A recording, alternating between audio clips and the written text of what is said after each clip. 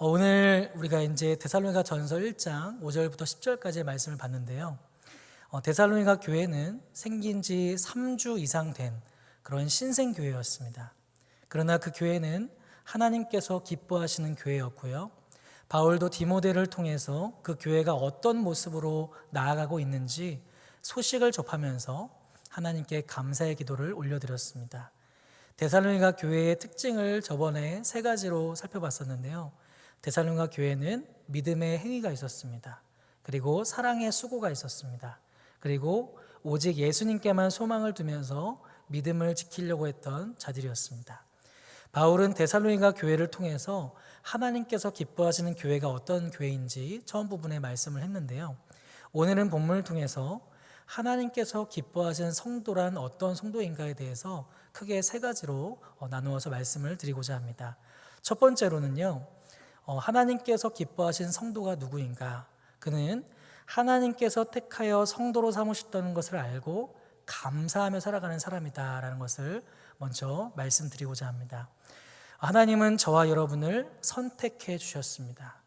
그리고 거룩한 무리인 성도라고 인정해 주셨습니다. 그것을 여러분들 믿으시지요?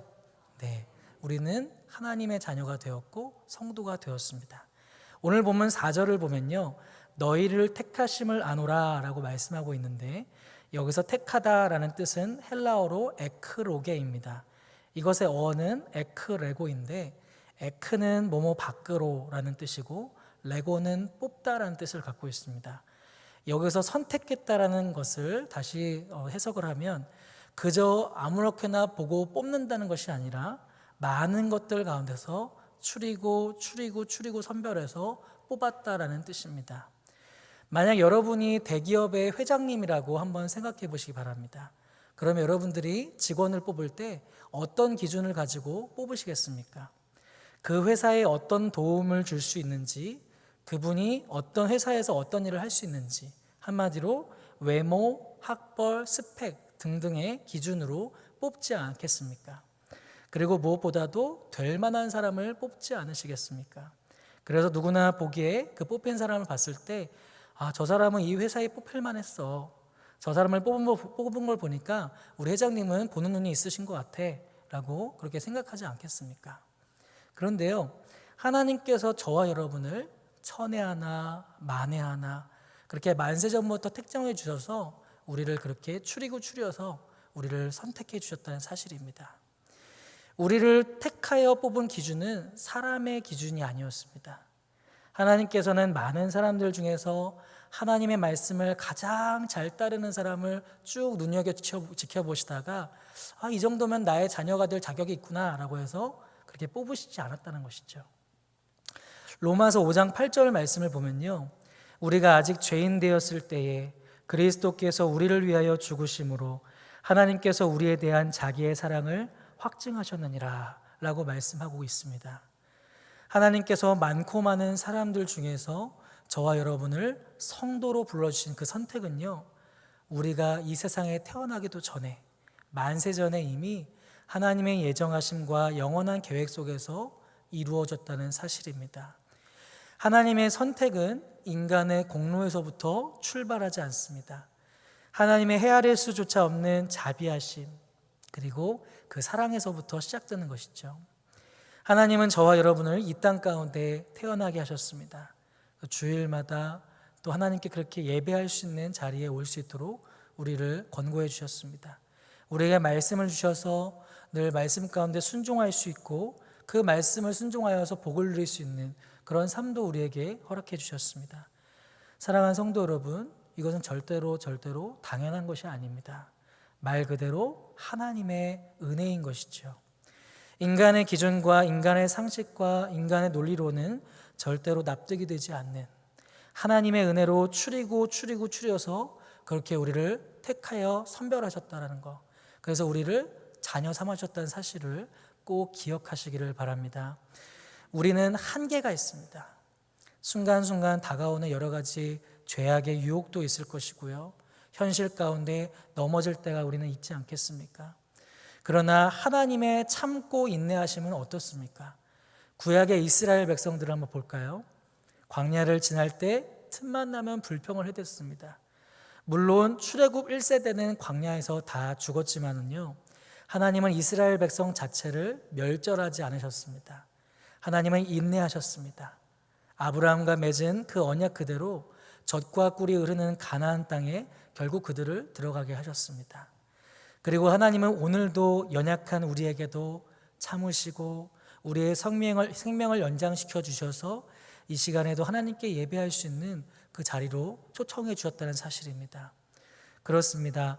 과거로부터 지금까지 우리를 보시면서도 용납하시면서 기회를 주시는 그 하나님의 참고 인내하심이 없었다면요, 저와 여러분 이렇게 앉아서 하나님께 예배를 드리는 것도 불가능했을 것입니다. 갈라디아서 4장 6절 말씀을 보면 너희가 아들임으로 하나님이 그 아들의 영을 우리 마음 가운데 보내사 아빠 아버지라 부르게 하셨느니라 라고 말씀하고 계십니다.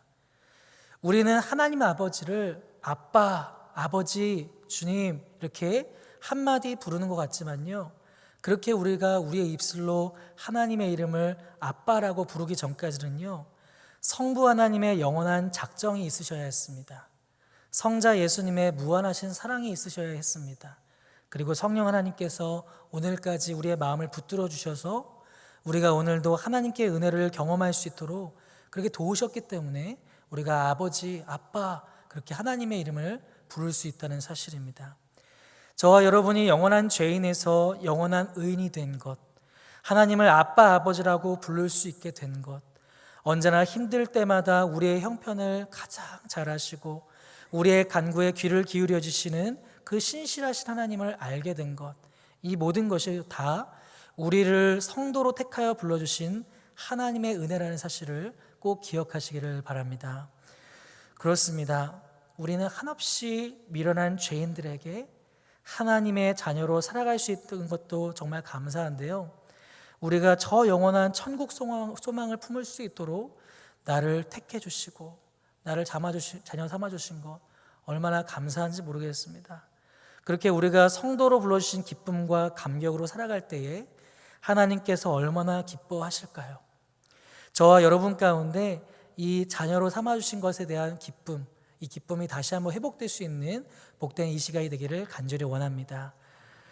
우리가 하나님의 택하심을 입고 의인이 되었고 하나님의 자녀가 되었고 하나님의 성도로 부르심을 받았고요, 영원한 천국에 들어갈 수 있도록 우리를 불러주신 그 기쁨과 감격을 잃어버리지 않고 하늘을 바라보면서 살아갈 수 있는 귀한 우리가 되었으면 참 좋겠습니다. 네, 첫 번째, 하나님께서 기뻐하시는 성도는요, 하나님께서 택하여 성도로 삼으셨다는 것을 알고 감사하는 사람이다라는 것을 첫 번째로 나누었고요. 두 번째로, 하나님께서 기뻐하시는 성도는 어떤 사람일까요? 두 번째는요, 성령의 능력과 큰 확신 가운데 거하는 사람입니다.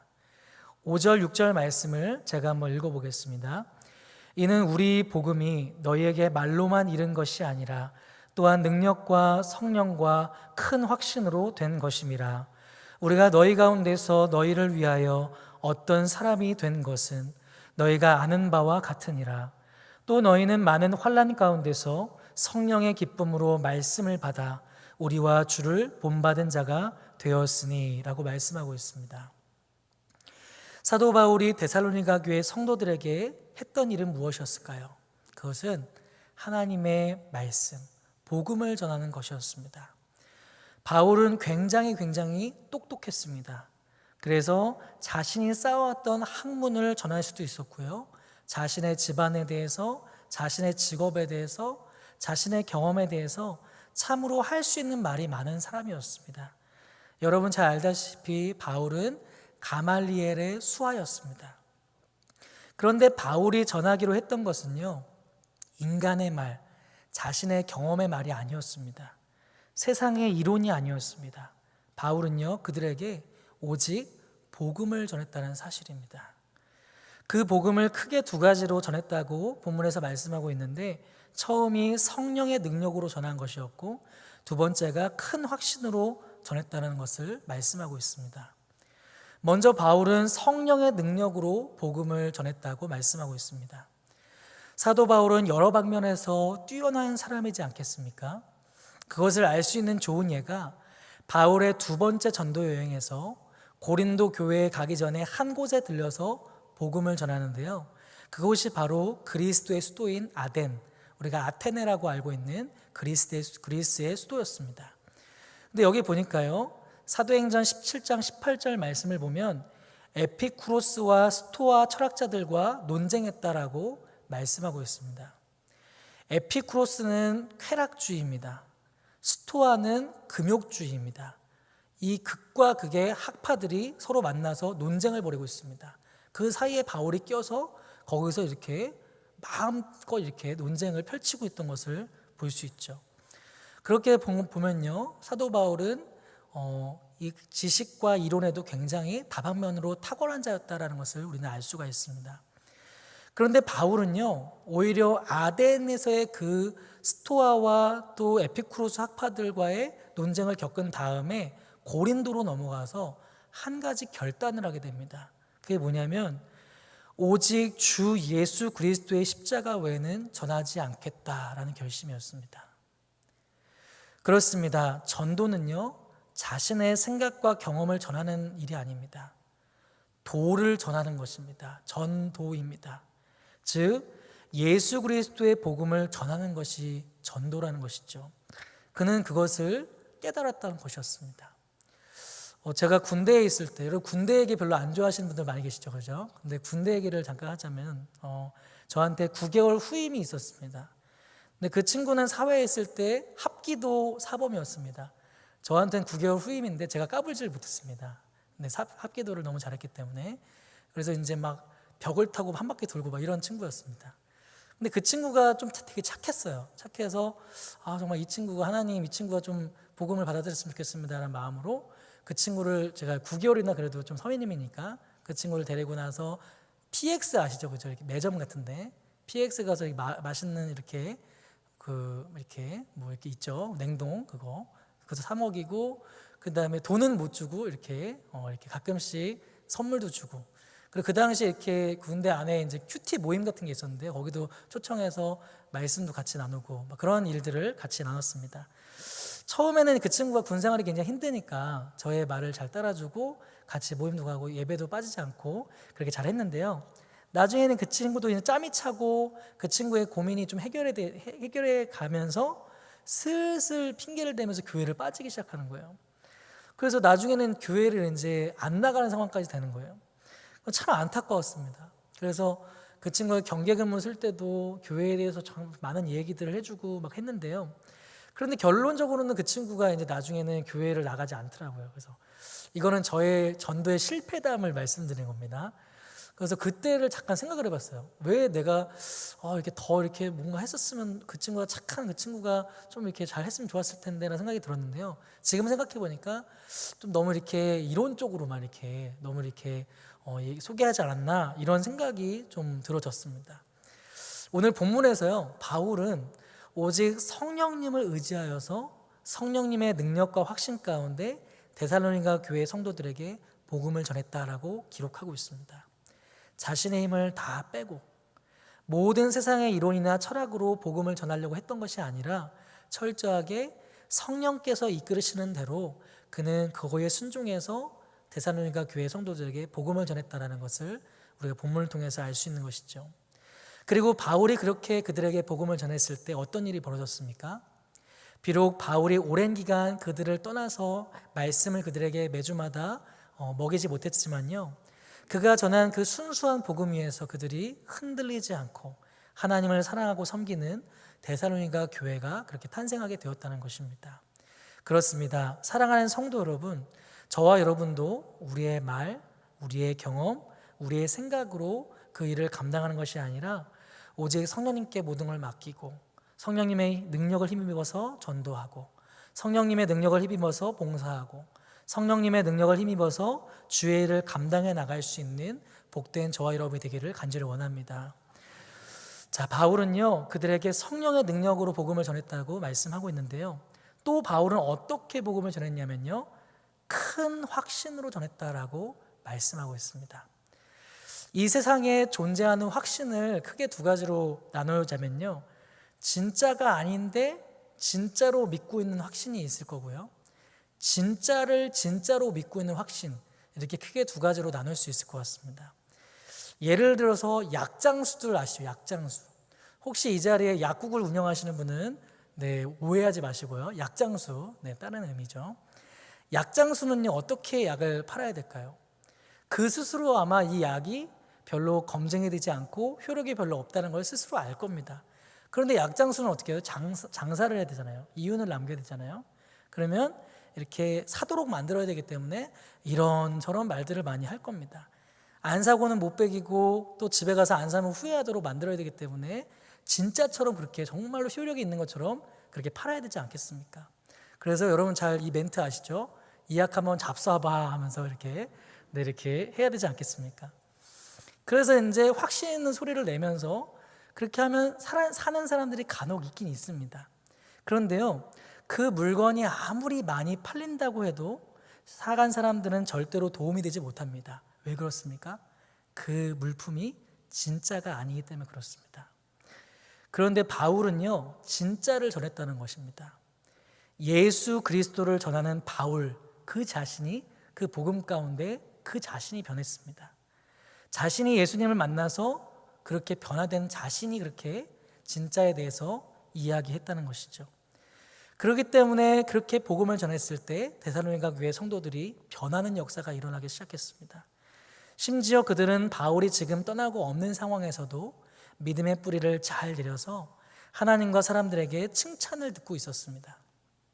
그것은 바울이 예수님을 만남으로 말미암은 큰 확신 가운데 바른 예수 그리스도의 복음을 그들에게 전했기 때문에 가능했다는 사실입니다.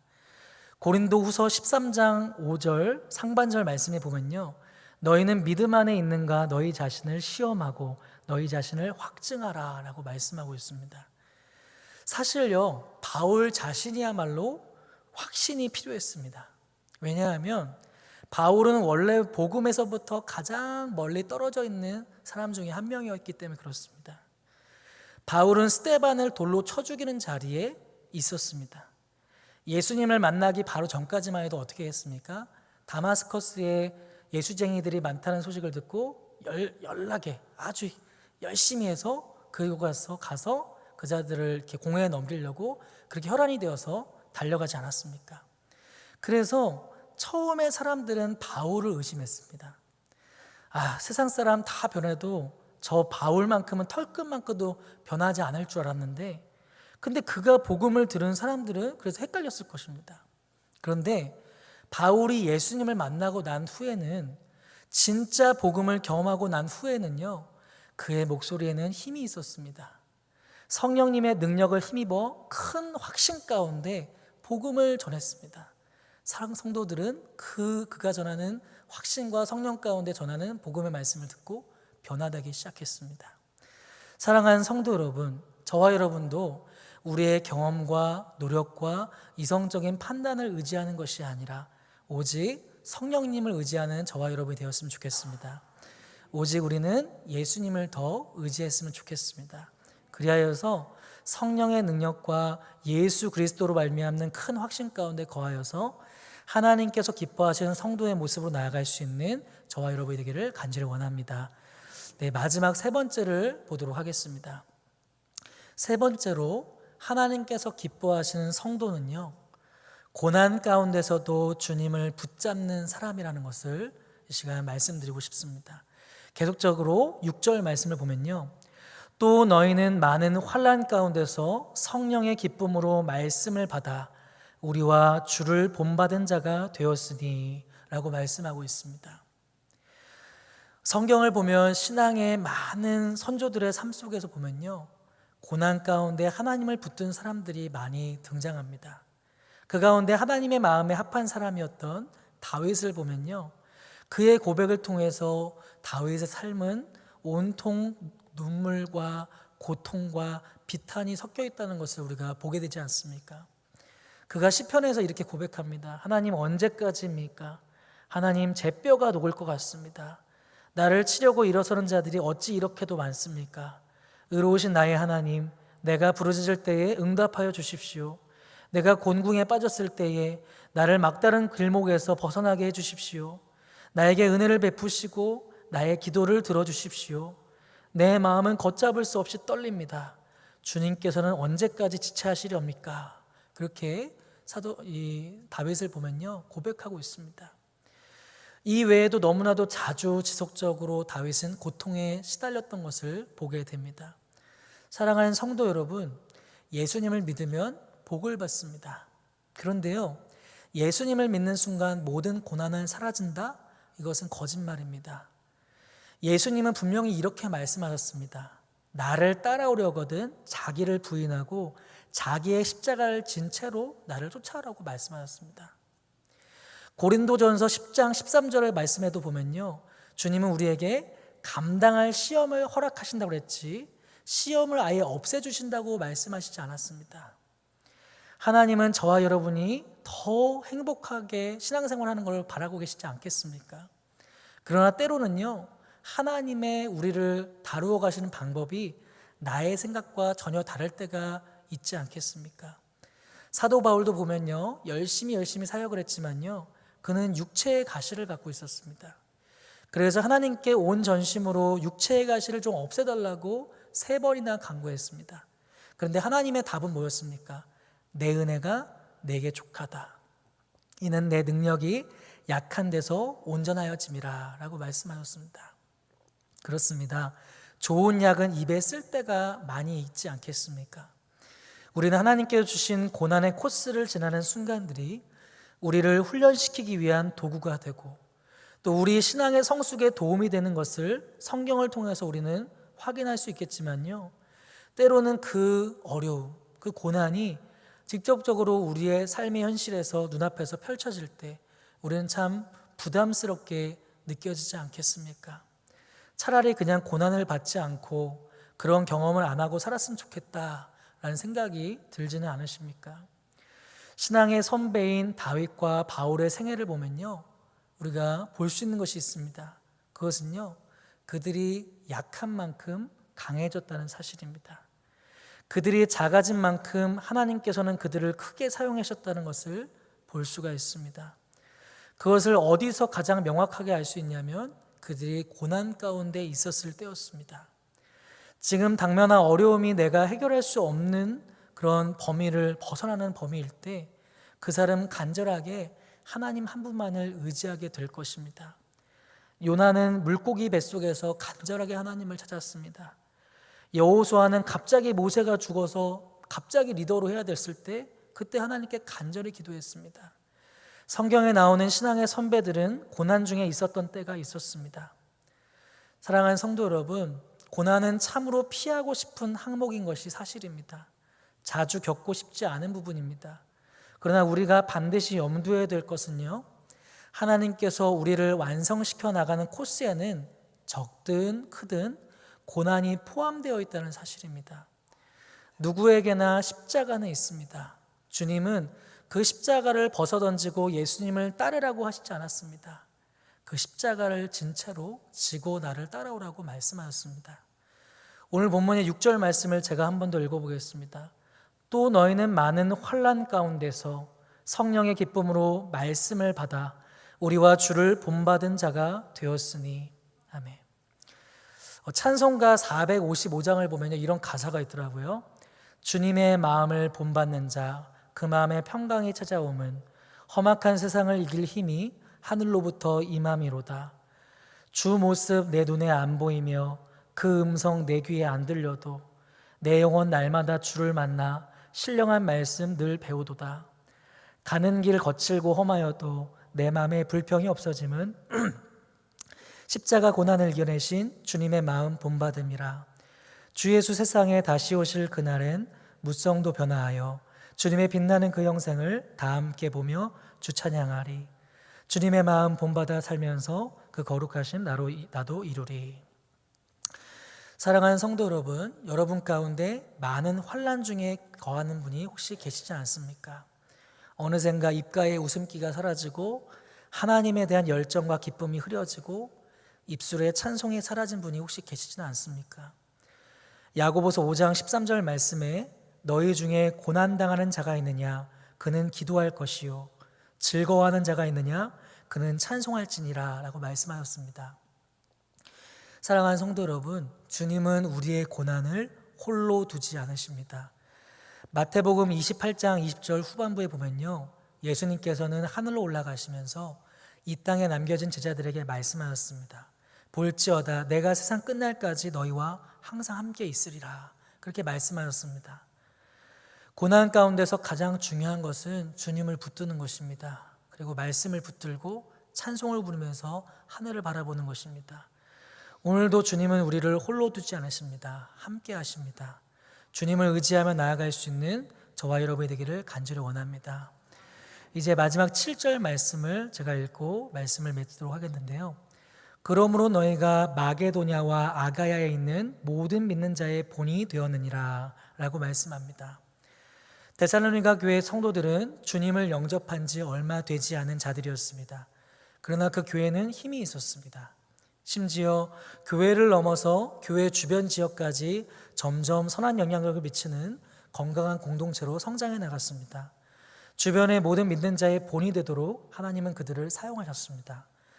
데살로니가 교회 성도들도 연약한 인간이었습니다. 그러나 그들은 고난 중에서도 하나님의 말씀을 붙들었고요, 서로 힘을 합하여서 성령님께서 하실 일들을 기대하면서 그렇게 인내해 나갔습니다.